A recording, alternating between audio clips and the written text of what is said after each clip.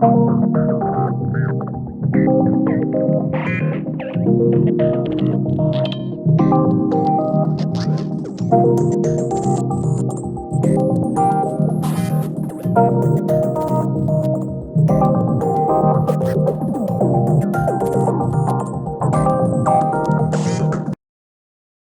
name is Scott Syphax. I am the chairman of the Nehemiah Community Foundation and the founder of the Nehemiah Emerging Leaders Program. And I want to keep this brief because, frankly, the people who you really need to hear from are the people that are all up in front of your screens right now, who have been through the Emerging Leaders Program, come out the other side, and have their own stories to tell, which I hope that you will find as compelling as I do. I just want to give you just a quick capsule on what the objectives of the program are and how the program came into being.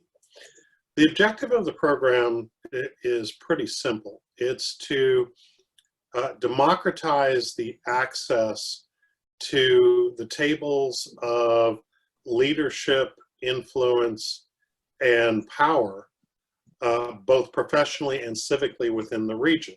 And that means that we want people to succeed professionally in whatever their endeavors are, but at the same time, really think about being a civic actor and to have impact on your region and your community, however it is that you might define it.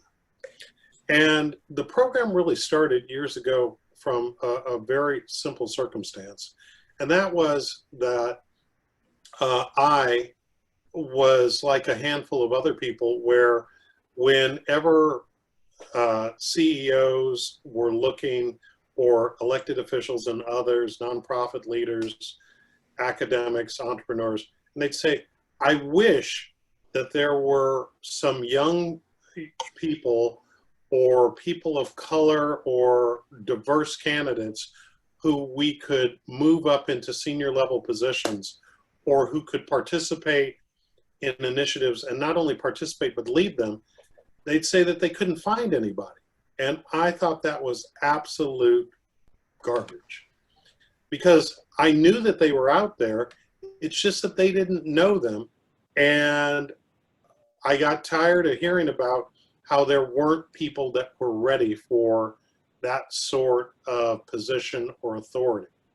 So I got together a handful of people and asked my board for $1 million, and went around the country and curated the best set of leadership trainings that we could find and put it into a very, very challenging 10-month program. And that's what the Emerging Leaders Program is. 11 years later, and how many fellows and alumni do we have, Scott? With class 11, we're about 170. About 170. Those 170 individuals, some of whom are represented on this Zoom call tonight, are senior executives, nonprofit leaders, academics, activists, entrepreneurs, journalists, authors. It runs the range of human endeavor. And they come, as you can see, from all backgrounds. We started this focused on the African American community, but we've always been open to anyone who wanted to come on the journey, not only to grow themselves, but really to give back and pay it forward to building our community and our region. And I think that the most powerful things that maybe you can explore in your time with us this evening are the following. One, being a part of this program is being part of a family. We are truly a community that works with each other, and if you go anywhere in this region, you can't go and touch anything without touching someone that is a part of this NELP family. Number two, they are, I consider the people that you see on this call folks that are all impact players. And they were phenomenal when they got here. So it's not to say that NELP is responsible for their success. They were amazing people when they got here. But what they've done is they've learned from each other, and they've learned from our methodology on how to take whatever it is that they've got and amplify it. And you can do that too. The third thing is that they've had the opportunity to be around people who are as gifted as they are. And sometimes, you know, there's good things about that because iron sharpens iron. But the other reason is because sometimes when you're on a journey, it gets lonely out there. And you'd be shocked at how much support we all give each other. It's not to say that we agree on everything and there's never an argument, but it is truly a supportive and growing community. And when you look across all the professions and the almost 300 boards and commissions in public service that NELP fellows are involved with, have served on, do serve on, and sometimes lead, it's being a part of an amazing group of people that are changing the face of this region. So with that, I'm going to conclude and say thank you for your time, but stick with us over the next couple of minutes and ask all the questions you want, but listen and learn, because I think that you'll be really pleased by taking the time out and participating in this experience. Thank you, Scott. So I just want to run down a little bit about what the process is to apply and to be invited to join Class 12. We start with nominations. A lot of you probably already have been nominated. If you have not been nominated, that's the first step. It's easy to do. You go to our website, which is nelpleaders.org, and there's a tab on there that says nominate, and we just need to have someone nominate you. We don't want you to nominate yourself. We want somebody to nominate you. So it can be an employer, it can be a supervisor, it can be a peer, just somebody who can speak to who you are. It's a relatively easy nomination form, just one question along with some contact information. That will take us then to the application period. Oh, and I should say, we have changed. We had initially said that the nomination deadline is going to be July 15th, next week. But with the COVID situation and being able to start our program, which is really based on interpersonal relationships, which we like to do in person, we're going to try and start in, we're planning to start in March. So we're going to push back our nomination deadline to September 15th. So there's some time to get your nominations in. Once you're nominated, you'll be hearing from me. I will send you an application, an online application, which is fairly involved. So you want to give yourself some time to get it. You're going to need a letter of recommendation.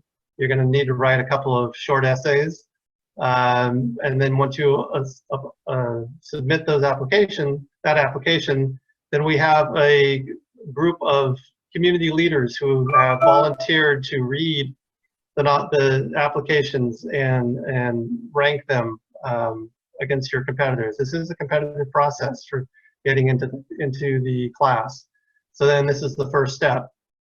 In the end, we're going to invite up to 32 people to be at Selection Day. And you may have heard about Selection Day. It is an all-day event. You will need to be there the entire day. It will be online this year. Normally it's an in-person kind of a thing. It's a combination of group projects and individual interviews. So it'll be a big coordination and something new for me to try and figure out how to do it online, but I'm looking forward to the challenge.